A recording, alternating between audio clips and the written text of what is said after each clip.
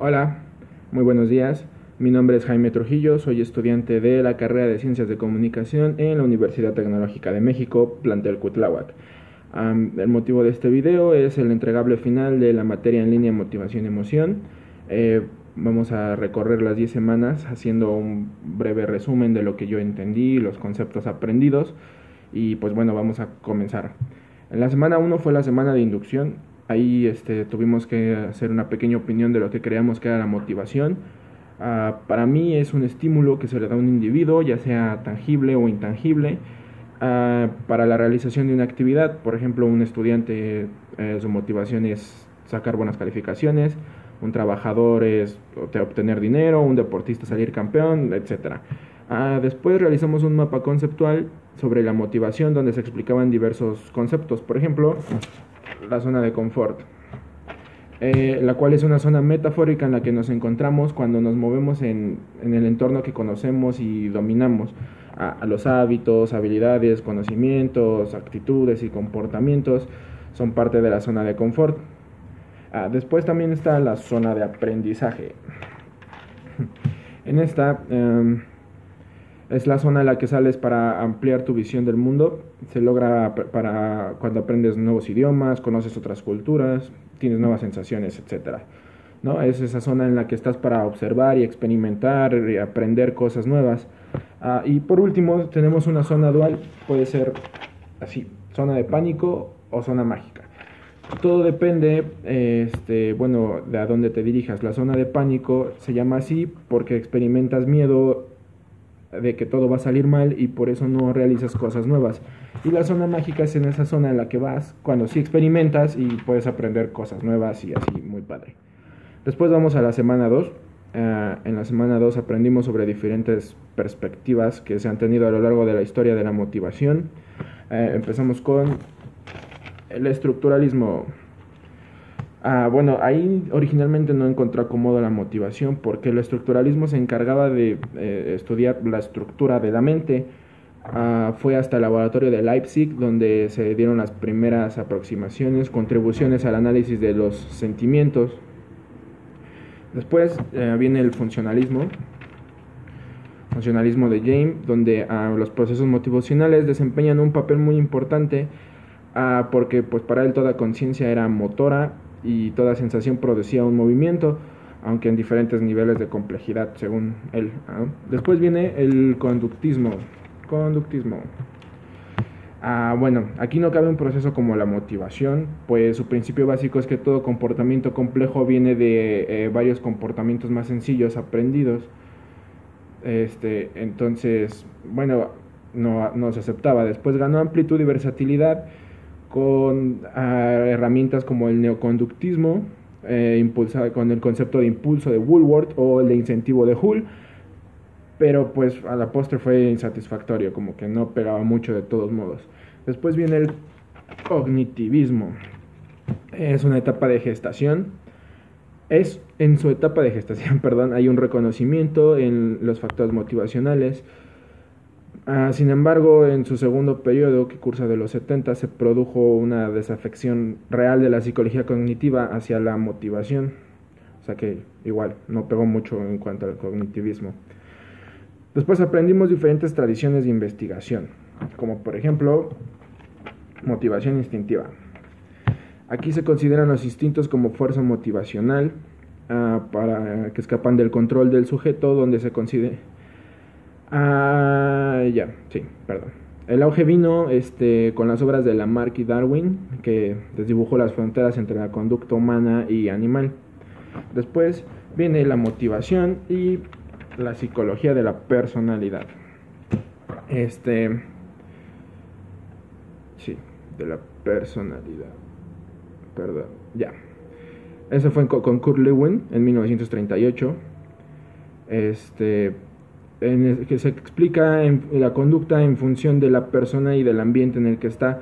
Su teoría generó un gran volumen de trabajos experimentales e influyó ampliamente en el aprendizaje. Después también, por ejemplo, precisamente, la motivación y la psicología del aprendizaje. Esto fue a partir de 1943 con C. Hale Hall, quien desarrolló el concepto de drive. que define toda una época de la psicología. Después vemos a Freud dando más o menos un concepto parecido pero en alemán. La aportación de Hall consistió en transformar la ley del efecto en un sistema teórico sistemático, en el cual el refuerzo no es otra cosa más que reducir ese impulso precisamente que te hace actuar. Y por último tenemos la motivación y los procesos cognitivos. Bueno, aquí el estudio de las funciones cognitivas se inicia realmente en la escuela de Wurzburgo, pero fueron en realidad Tolman y Kurt Lewin quienes facilitaron el tránsito hacia los planteamientos cognitivos. Propusieron diversas vinculaciones entre la cognición y la conducta. En el caso de Tolman, a través de una representación estructurada de la realidad, y en el de Lewin mediante su concepto de la idea del espacio vital. Después pasamos a la semana 3. Aquí realizamos un cuadro comparativo en el que explicábamos diferentes características de algunas teorías de motivación, como por ejemplo el hedonismo. El hedonismo es una filosofía que propone que lo que se debe buscar es la felicidad. Sí, el placer es el gran objetivo. Lo ubican como algo que debe buscarse por sí mismo, por lo tanto el placer viene siendo la motivación real final de actuar.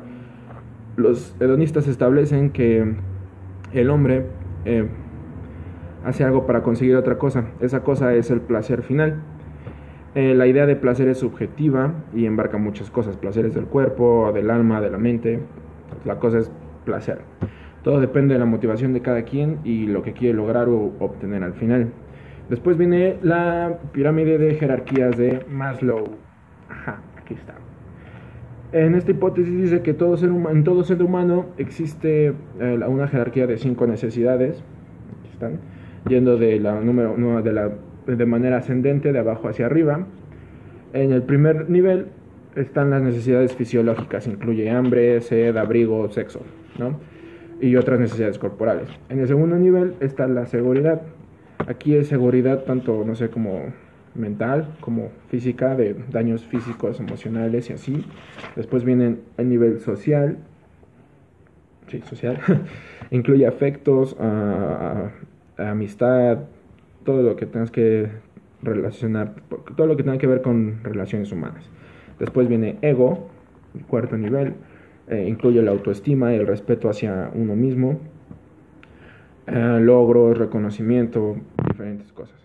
El ego no tiene que ser necesariamente algo malo. Después, al final, el último nivel es la autorrealización. Aquí incluye el crecimiento, el querer alcanzar tu propio potencial o autosatisfacción de uno mismo. De acuerdo con Maslow, si deseas saber conocer a alguien o motivar a alguien, necesitas saber en qué nivel de la pirámide está. De esa manera puedes ayudarlo de una mejor manera. Después de Maslow viene aproximaciones cognitivas. Aquí estudia cómo los seres humanos reciben la información de fuera y lo procesan, todo eso en la mente, ¿no?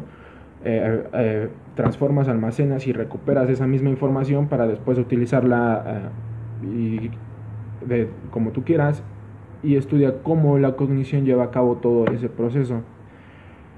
Según ellos, la conducta se origina en estados internos, aquí no observables, en que interviene la elaboración de planes y planificación de metas y cosas así. Después viene el paradigma estímulo-respuesta, que es por parte del conductismo desarrollado por John B. Watson. Plantea la conducta como el estudio de la psicología. Se entiende por estímulo cualquier factor externo o cambio en la condición fisiológica del animal o humano, ¿no? Se entiende por respuesta la acción o conducta frente a ese estímulo. Por eso creo yo que el estímulo-respuesta, el paradigma, ejemplifica la motivación muy bien. El estímulo es la motivación, o sea, algo que se quiere lograr, y la respuesta es la acción que se toma para lograr el objetivo. Pasamos a la semana 5, porque en la 4 tuvimos examen. En esta semana realizamos un cuadro conceptual sobre la emoción. Aprendimos que las emociones son resultado directo de pensamiento, son expresiones psicofisiológicas instantáneas, inconscientes y de corta duración. que determinan el estado de la persona dependiendo de las circunstancias en las que se encuentra, ¿no? Aprendimos que a lo largo del tiempo no se ha llegado a un consenso real de cuáles son las emociones básicas, pero se consideran en ellas alegría, tristeza, ira, sorpresa, miedo y asco. Bueno, por último, en esta semana también vimos algunas funciones de las emociones, como la función adaptativa. Aquí esta nos sirve para preparar al organismo para que se ejecute eficazmente una conducta según las condiciones ambientales en las que te estás, o sea, adaptarte bien a la situación en la que te encuentras. Después viene la función social, que según Izar destaca las emociones como para facilitar la interacción social, precisamente controlar la conducta de los demás, permitir la comunicación en estados afectivos o promover la conducta prosocial. Y por último, la función motivacional. Aquí la relación entre motivación y emoción no se limita al hecho de que la conducta motivada produce reacciones emocionales, sino que una emoción puede determinar la aparición de cierta conducta. Depende de cómo te sientes emocionalmente, actúas en ese momento y diriges esa acción hacia un objetivo. Después viene la semana 6. En esta semana realizamos un reporte de lectura sobre diferentes tipos de emociones y la inteligencia emocional. Aquí está, inteligencia emocional. Lo entendemos como el conocimiento y uso de las emociones propias y de otras personas. Consiste en percibir, manejar, entender y emplear las emociones para mejorar las relaciones sociales en todos los ámbitos, escolar, laboral, personal, etc. Aprender a controlar las emociones no es fácil, pues a veces nos rebasan y terminamos pues haciendo cosas que no debimos.